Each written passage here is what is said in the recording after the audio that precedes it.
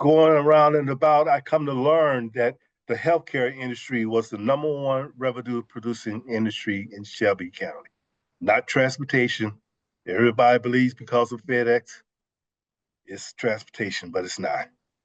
As I dug deeper, not only did I find healthcare to be the number one revenue producer, we didn't have any local owned distributors of medical supplies, let alone a minority veteran owned distributor of medical supplies. A bell went off. It made sense to me. As a veteran just coming back from the military, we went after that business. We thought we could create a niche of a local owned small business that was controlled and owned by a veteran.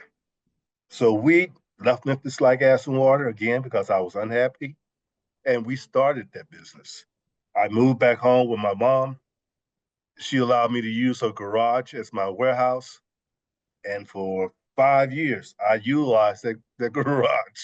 Love My first it. customer was the VA hospital.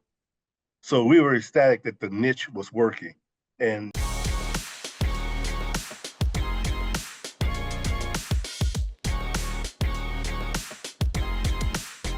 Hey everybody, I'm back with another episode of Soul Success Stories. And today I'm talking to JW Gibson. He is the CEO and chairman of Gibson Companies. Now, I actually got acquainted, and I'm not even sure if you remember this, JW, back in, I think it was 2012 or 2013, when I was honored at the University of Memphis as Outstanding Young Alumni, and you and your wife, Kathy, were honored as distinguished friends. You remember? I do remember that, remember Uh, it quite well.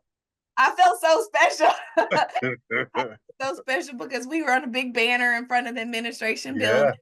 And yeah. that's when I first became familiar with you. And I've watched you and I've admired you and your journey ever since then. And I'm so excited to learn more about you and to share more with the people who watch this video. So tell Well, us a thank little you. bit about yourself. Thank you very much. It's truly a pleasure to be with you, Summer. I too have admired you from afar. I ask that you continue to do the good things that you're doing. And how's your son, by the way? 29. 29. And he's doing 29. well? And he's doing all right. Yeah. Very well, very well. Thank So a little about JW Gibson.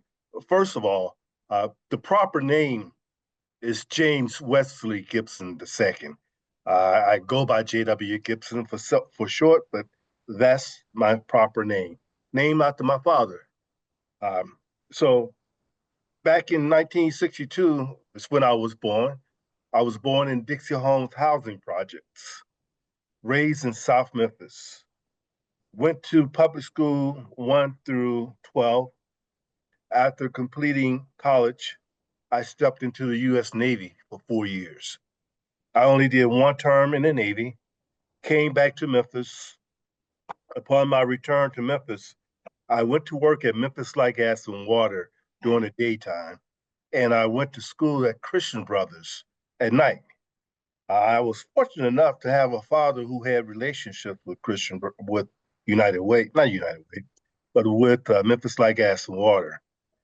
That landed me a job there when I first got back here. Kind of the fortunate thing that happened for me when I went to work for Memphis Light Gas and Water, they had this management trainee program whereby they would send you on loan to United Way for a period of 1 year to help United Way with their campaign. It was a popular program back in the 80s. Corporations were sending their young folks to United Way on a regular basis. So I did that my first year with Memphis Light Gas and Water. The second year I was on Memphis Light Gas and Water's payroll, Ira Lipman, who was the CEO of Guardsmark, became the chair of the capital campaign for United Way. And he wanted some of the most progressive loan executives that United Way had ever had. His request. So I was asked to come back for a second year. Now, keep in mind, this is only a 1 year extension. I mean, a 1 year program. So there was not supposed to be any extensions. But our Lipman stepped up and made the request. So they sent me back my second year I was on Memphis Light Gas and Water's payroll. My third year on Memphis Light Gas and Water payroll, the president of, Memphis Light Gas and Water, Larry Papasan, at the time, became the chair of the campaign. He too wanted the same thing. So I ended up going back to United Way for 3 years in a row. I only worked for Memphis Light Gas and Water for 4. That fourth year on their payroll, I spent my entire year with Memphis Light Gas and Water, and I couldn't stand the place. Did not stand the place. I literally worked there that 1 year, and I stepped out on faith, and that's when I started my first business. It's called the Premier Group. And just to step back a little bit, because I'm kind of proud of this moment. As I said to you, I worked at Memphis Light Gas and Water in the daytime and Christian Brothers at night. Here this past May, I was made an honorary doctor. I was given an honorary doctorate degree from Christian. Congratulations. Yeah, so Congrats. I didn't see that. now I was extremely happy and proud to have received that honorary doctorate. Never Awesome. happened before a day in my life, but never thought it would happen. But after leaving Memphis Light Gas and Water, we started this business called the Premier Group. The Premier Group was my first endeavor into entrepreneurship. And the way we came about the notion of trying to create this, it had a lot to do with United Way. Summer, for me, United Way, along with attending military for 4 years, really changed my life. As you probably can imagine, if you give thought, being raised in Dixie Homes housing projects and growing up in South Memphis, prior to going to the Navy, I had never left South Memphis. I was one of those people that you hear folks talk about nowadays with limited experience. So I knew nothing about Memphis or Shelby County. Being involved with United Way gave me that opportunity to get to know how beautiful and wonderful the city of Memphis is, as well as the county of Shelby. And there's a lot to be offered, a lot to take advantage of if we could pull our heads together and start to work more collaboratively. So I wanted to make sure I put that statement out there. Sure. So with the United Way going around and about, I come to learn that the healthcare industry was the number one revenue producing industry in Shelby County, not transportation. Everybody believes because of FedEx, it's transportation, but it's not.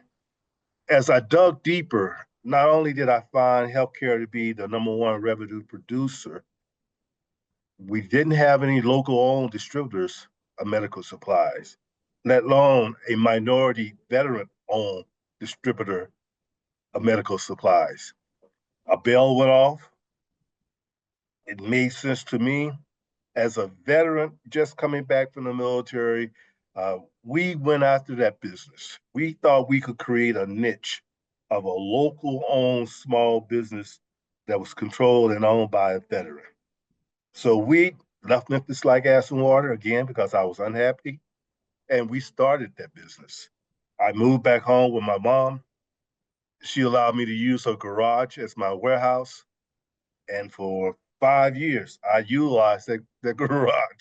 Love My first it. customer was the VA hospital. So we were ecstatic that the niche was working. And year after year, we were able to grow that business. Today, the Premier Group not only distributes medical and laboratory supplies, but we also distribute office janitorial supplies. And we are in a 30,000 square foot facility today versus my mom's garage. Oh, that is awesome. That is Yeah. So that was the first business we started. The second business that came about in 1998 at the behest of my pastor, uh, the one and only James L. Nethers was my spiritual leader at the time. Uh, Pastor Nethers came to me one Sunday and said to me, JW, I need you to build me some senior housing. We have a lot of seniors here in our congregation, and most of them are having to drive from a distance to come to church on Sundays and Wednesdays. So I had no experience, Summer, whatsoever with real estate development. But by faith, from Reverend Ellis and my faith in God, we gave it a shot. We built 48 units of independent housing for our church members. The first day it opened up, we had a waiting list. It's still operating today, and we still have a waiting list. That is. And after that, I kind of got bit by the development bug, if you will, and we did more housing in the Westwood, Whitehaven area. Um, that first deal that we did, we utilized low-income tax credits. And at the time, low-income tax credits were not being utilized at all in the state of Tennessee. Matter of fact, my allotment that I got for this elderly housing, we had to take it to another state in order to sell those tax credits. And after that, in 99, I went through Leadership Memphis, and there was a member of First Horizon in my class. And I shared with this gentleman, I said, hey, you guys really need to take a look at these low income tax credits because it made sense. And I'm not going to get into the weeds with it today, but it did make a lot of good sense for a financial institution to take advantage of those low income tax credits. Lo and behold, First Horizon took a look at those low income tax credits. My next deal, they bought my tax credits from me and they created a division to acquire tax credits throughout the Southeast region. And they are still to this very day making big money off of acquiring those low income tax credits and fair market tax credits. Wow. So all that kind of happened with the second business that I started in 1998. We continue to do multifamily, single family. The kind of golden egg, if you would, are the moments that I was proudest of is when we did historical preservation. For example, the Chisco Hotel in the heart of downtown Memphis. That was one of our projects. We turned that abandoned building into a luxury apartment complex. And now it has a couple eateries that are really, really well known throughout Shelby County. The Lobbyist, which me and my wife are part owner of that, and Catherine and Mary, Italian restaurant that's doing extremely well. The other project that we did that was a historical preservation project for us was the James Lee House. The James Lee House is housed there in luxury Victoria Village in the heart of downtown Memphis. Victoria Village, if you know anything about it, you got several Victoria style homes there. And James Lee House was the 1847 Victoria home built, and it was abandoned 10 years ago. And we bought it for $1 from the city. We renovated the project, and today it's a luxury bed and breakfast called James Lee House. I invite everybody to go to our website, take a tour of the Victoria style home of this luxury bed and breakfast, and book a staycation. Absolutely. You won't regret yourself, I promise you. So that was the second business. And the third business, excuse me, is called Tec-Print. Tec-Print, we started in 2004. And the way that came about, you're probably too young to remember this, Summer, but in 2003, Steve Cohen, at the time he was state senator, Steve Cohen, and he had been trying for 18 years to get lottery moved to the state of Tennessee, to open up the game of chance of lottery, and he just kept falling short. But for some reason, in 2003, I had a gut feeling that Steve Cohen was finally going to be successful. So I started touring the country, visiting various different lottery conferences so that I could learn the technology, the terminology of the lottery industry, what the expectation was of finished product, what the equipment was needed in order to be able to do this work. And lo and behold, in 2004, the lottery passed in the state of Tennessee. And an RFP, request for proposal, went out seeking a, a vendor that could print the lottery tickets. And one of the key interesting points about this whole short story that I'm telling is that in the legislation that we got passed, I made sure we had language that required that the print vendor be someone from the state of Tennessee.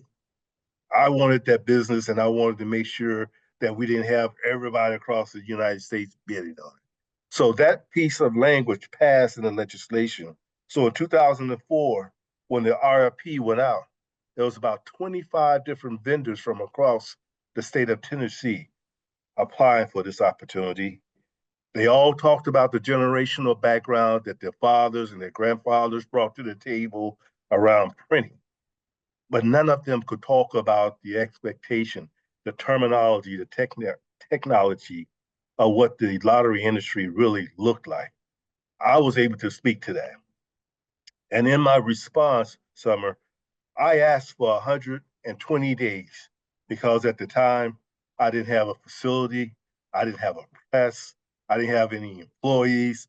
All I had was a concept of what could be. They gave me that 120 days, and in 115 days, they came out, they did an inspection of my facility, and we've been printing the lottery tickets for the state of Tennessee ever since. That is an amazing story. And you And know what? I do remember. You said I might be too young. I was working for the Memphis Grizzlies at the time. is that right? I've been with the Grizzlies 3 years at that point, and I do remember when Congressman Steve Cohen, Senator at the time, Yeah. was able to get that passed. I remember. And I Okay. love your story though. And you know what else I hear in that story is one of the quotes I love to say is when preparation meets opportunity, that's when you have success. Absolutely. You had the foresight to prepare, and when the opportunity came, you were wise enough to and ready to take it on. I love it. Let me ask you this. So tell me before we get into the questions, talk about your family a little bit. So I am married 19 years, be 20 years come February 14th, 2025, to a strong, dynamic, wonderful woman by the name of Kathy Buckman Gibson. We are blessed to have twin daughters, Alicia Renee and Savannah J, 15-year-old twins, fraternal twins. I had never had kids, never been married before Kathy. Kathy had been married before, but she didn't have any kids. So we were blessed with these twin girls. I love it. And I'm controlled every day, every night by women. They just control my life. I love it. And I love your story. I love your story and your story, meaning with her as well and with your family. But let me get into the question. I'm so glad you gave all that background about your businesses and the businesses you started. So in this program, I have what I call the SOA success system. It's my belief that if you can learn to overcome obstacles, eliminate excuses, and calculate choices, you can have SOA success. And that Mm, is success no matter what happens in life. right. And JW, you are a SOA success man. You have definitely proven that. So talk about some of the obstacles, both personally and professionally, that you've had to overcome to get to where you are today. Well, one of the things I want to reemphasize for me, things became a lot clearer and the thought processes were able to flow a lot smoother after my tour in the Navy. Now, I didn't have an easy life in those 4 years because in the 80s in the Navy, we still had a lot of racism going on. However, what I was able to learn about myself, what I was able to do with my mental capabilities through all that trauma really changed my life and prepared me for what I've been able to accomplish, be that good, bad, or indifferent. So I just want to make sure I lay that platform to state that the military helped me give thought to a lot of my issues. Okay. What was your first question now? Just Kevin? obstacles you've had to overcome on your journey. So any of the personal professional obstacles that you've overcome in starting any of those businesses or even as a father or husband. Yeah, so the very first business, the Premier Group, wholesale distributor of medical laboratory office supplies. When we first got in that business, the biggest obstacle we had was the fact that we were a local small veteran-owned business. And that meant that the competition were typically these broader nation organizations, the Owens and Miners, the Medline, the big guys.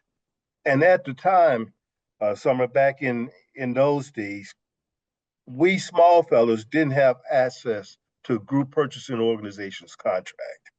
And in the healthcare industry in particular, those group purchasing organization contracts, better known as GPOs, set the price level for the product itself. And these GPOs had hospitals like Methodist Baptist as members of their GPO. And you had to be a member in order to gain access to those contract pricing. My hurdle was at the time, I was competing against Owens and Miners, those guys, with my pricing structure way up here. And theirs were way down here because they had access to the GPO contract. So it made competing with those bigger boys, not only because they were just simply big and could move product more effectively and quicker than I could, but their pricing structure was tremendously lower than mine. And what I was fortunate enough to do was we created a program with Methodist Hospital. Gary Shore was the president at that time. And if you know Gary, and I think you do, you know Gary is very committed to the community. So we went to Gary Shore with this concept about utilizing his commitment to the community and the need that I had in order to gain access to the GPO contract to create a program that would allow institutions like Methodist Healthcare System to pull in small minority businesses that they were interested in doing business with and give them access to that contract. We did that successfully. We could not have done it without Gary Shore's support, but we were able to do it and do it successfully enough that we were able to travel with that program. It went nationally. So not only was I the small fella in Memphis, Tennessee, capable of gaining access to that national GPO contract, but other minority distributors were able to do the same thing across the country. That I, was one of the biggest hurdles, and there's a multitude of hurdles as you know, but that was one of the biggest one for the distribution business. I want to go back further a little bit. So you said you grew up in Dixie Homes. So in my mind, that means you grew up in poverty. Yeah. So talk about that obstacle, because that's an obstacle that a lot of, especially Black men or young men, have a hard time overcoming. Talk about how you were able to overcome that obstacle. In all fairness, I hear what you're saying, and I know it's the truth more so nowadays than it was back then. And Summer, again, with all due respect, uh, that's something that we really have to have in-depth conversations about as a community because people my age bracket, and I can name people my age bracket and a little bit older who came up through hard times. Dr. Harrington, for example, he came up through hard times. And I can just name off the people who came up through poverty, who came up through housing projects, that went on to become famous doctors, lawyers, and business people, and so on and so forth. So my point that I'm trying to make is yes, that had an influence on my life, but it was just a part of life that we understood we had to deal with, and we knew we had to pull ourselves up by our own bootstrap if we were looking to attain anything. And Right. we weren't ashamed or too lazy to do that. Today there's so much going on beyond just that level of poverty that we speak about coming from a housing project. You got drugs, you got mental issues, you just got so much more going on. So it's not the same type of playing field, but nonetheless, it is an obstacle. Absolutely. No, And I understand and I agree. You know what? I definitely, I think part of your point is too, because I grew up in poverty too, not here in Memphis. But it made me stronger, it made me better. And I think that's the same for you and for Dr. Harrington and other people that you may be referencing. It helped to build character, absolutely. yes, And the challenge is different now. It absolutely is different now. I just hope that, want people watching this, especially, and I'm a mom of a Black son. I love for men to see themselves and other men or who they could be in spite of their challenges. So Absolutely. absolutely. Absolutely. So, at the end of the day, it's all about facing that challenge because if you really want to attain anything much out of life, you have to face those challenges head on, being true to yourself and what it is you want to do. A lot of people nowadays, they talk a good game, but they're not ready and willing to put in the work. To put in the work. And so, that takes me to the second part of the SOA success system, which is eliminating excuses. Now, you had a lot of excuses that you could have made, right? You absolutely made none. Talk about excuses in your life, and maybe some you did made and making some of the ones you had to get over. Well, be it good or bad, I I, I never found myself making mistakes. Um, and it has again a lot to do with the military background and the fact that I'm an introvert and I put everything on me, who I am, my core being. Very seldom, even in some of the most racist experiences I've gone through in life, I never made excuses for how I was being treated in order to bow my head and say, I can't do this. What I have always done was to break down the realization of what I was experiencing, break it down to a point that I could bite it off piece by piece and deal with that reality. And we figured out how to make those things happen. So it wasn't an excuse for me. It was an obstacle that we had to deal with. And we found a way to deal with it. And as you know, as an entrepreneur, we always have to come with 3 or 4 different plans just to make one thing happen, right? In case 1, 2, or 3 don't happen, plan 4 is going to happen. You just got to keep trying. There's no room for excuses. I love it. And yes, I've learned so much in this. I wasn't an entrepreneur when I met you, but I admired you and as well as your wife. And then when I became an entrepreneur, you better believe I was watching even more closely. And I've learned a lot. I've learned a lot over these years. Well, the third part of the SOA success system is calculated choices. You've definitely made a lot of calculated choices on your journey. Talk a bit about those. That's my existence. It's all about being open enough to see the opportunities and then figuring out what is needed in order to make those opportunities a reality. And you have to take calculated risk. You have to take calculated uh, choices because not everything is going to be laid out smoothly for you. You have to kind of go out on faith and say, okay, if I do this piece and that piece down this end, they're going to come together and we're going to be able to make a pathway to where I'm trying to go. There's a whole lot of calculated risk that goes into being an entrepreneur. Those stories that I told you about how I started my various different businesses was all calculated. They were all calculated. The only one that I started at the behest of somebody else was the real estate development business. But the other two, there were things that I saw and I had started to put the plans in my head and I started to work those plans step by step. It was all laid out, calculated, strategized on. And I have to say that I could not have done any of it without being able to pull people who believed in me and the work that I was putting forth to support the ideas that I was bringing to the table.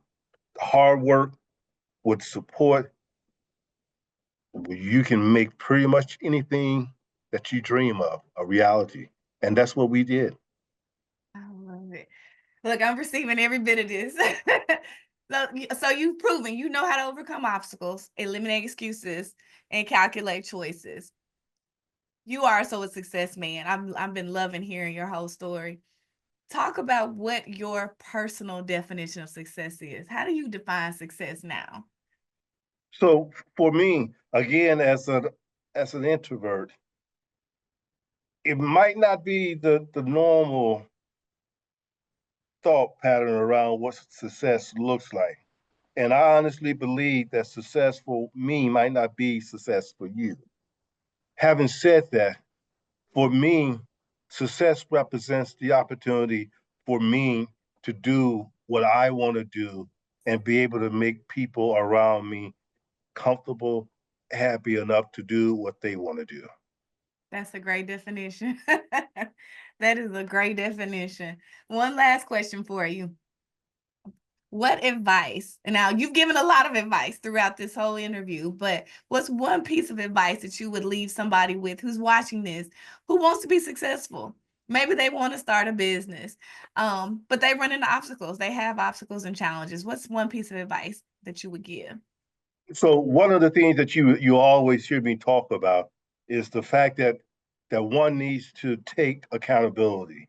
Uh, so the first piece of advice is to truly spend some time going into knowing who you are as an individual. You have got to understand who that core person is within you. Because once you understand who that core person is, you can deal with pretty much anything that life tosses at you. You stop listening to everybody else conversation about who you might be. You stop letting the negativity of racism stop you from doing what you want to do because you understand who you are. And regardless of what people might say, regardless of what people might do, you got your core being in support of you. It allows you to keep your back straight. It allows you to keep your thoughts straight, allows you to keep moving forward. As long as you understand who that person is that you are. I think that's powerful. I think that's powerful. In my curriculum, that workbook back there, the first lesson is who am I? Is who am I? I couldn't agree with that more.